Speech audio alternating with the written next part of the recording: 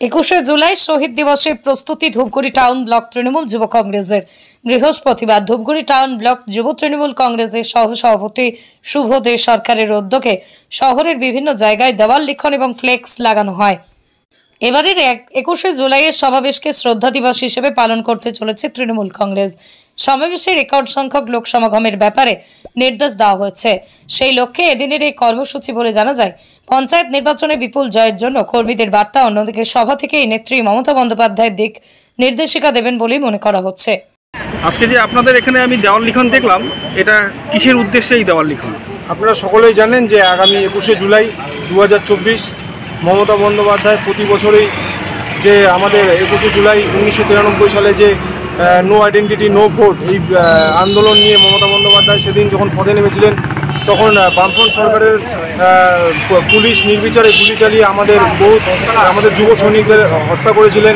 তার প্রতিবাদে প্রতি বছর 21শে জুলাই হয়। এবছর 2024 অনন্য মাত্রা রাখবে। ধর্মতলা চলো এই স্লোগানকে সামনে রেখে আমরা ধূপগুড়ি টাউন তৃণমূল যুব কংগ্রেসের পক্ষ থেকে যুব সৈনিকরা আমরা আজকে এই দেওয়াল লিখন করলাম।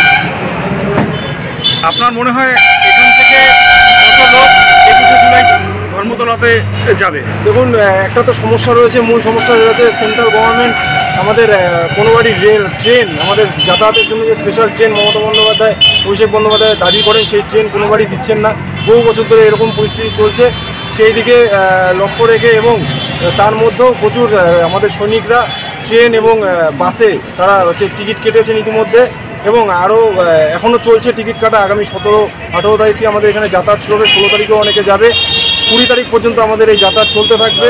এবং ট্রেনের যতই সমস্যা থাকুক, আমরা যেভাবেই হোক সেদিন ধর্মতলার বুকে আমরা পৌঁছাবো। মানে আপনার মনে হয় কতজন যেতে পারে এবার ধূপগুড়ি থেকে? আমরা মোটামুটি এখন পর্যন্ত তো প্রায় 1000-এর কাছাকাছি আমরা টিকিট অনেকেই কেটে ফেলেছে। কিছু বাস যাচ্ছে, বড় বড় বাস এই বাসে যাচ্ছে, এবং এখনও চলছে যাতে আরও বেশি পরিমাণে আমাদের এখান থেকে কর্মীরা যায়। ট্রেনের প্রচণ্ড অসুবিধা রয়েছে এবং ট্রেনে প্রচণ্ড অত্যাচার হয়। যারা আমরা টিকিট তো সকলে পাই না, এটা সমস্যা রয়েছে। এবং স্পেশাল কোনো ট্রেন এখনও পর্যন্ত পাওয়া যায়নি। মমতা বন্দ্যোপাধ্যায় এবং অভিষেক বন্দ্যোপাধ্যায় লড়াই করছে, স্পেশাল ট্রেন পেলে আরও বেশি পরিমাণে কর্মী এখান থেকে যাতায়াত করবে। আপনার পরিচয়?